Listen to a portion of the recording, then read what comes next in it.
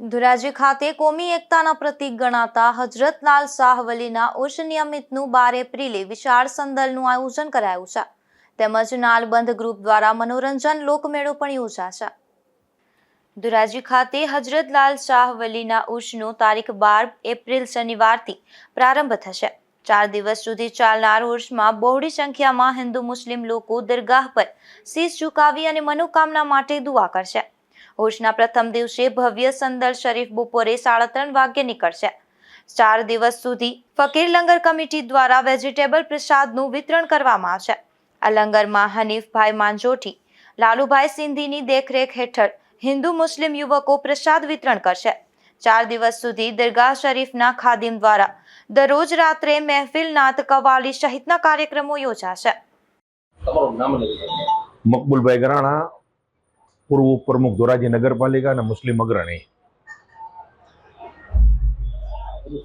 ઉરુસના અંદર લાલસાપુનો ઉરુસ કાલથી શરૂ થાય છે। 12, 13, 14 ને 15 ને 17મી રાજ્ય લોકો બહારથી જે મનાવવા આવે છે તે આપણે મંગળવારના દિવસે મનાવવામાં આવશે। ને ઉરુસના અંદર કાલે બપોરે 3:30 વાગે સંદલ શરીફ લાલસાપની દરગાહેથી બજાર રોડ, નાની મોટી ગલીઓના અંદરથી તેમાં હિન્દુ મુસ્લિમ લોકો સાથે મળીને સંદલના અંદર સંદલને નીકળશે તથા આ ઉરુસના અંદર 4 દિવસ આખા ગુજરાત ભરમાંથી ને બહારથી લોકો પોતાનો શીશ ઝુકાવવા આવશે। આ દરગાહ એવી છે જ્યાં જે નિયાજ જે બનાવવામાં આવે છે તે પ્યોર વેજીટેરિયન નિયાજ બનાવવામાં આવે છે।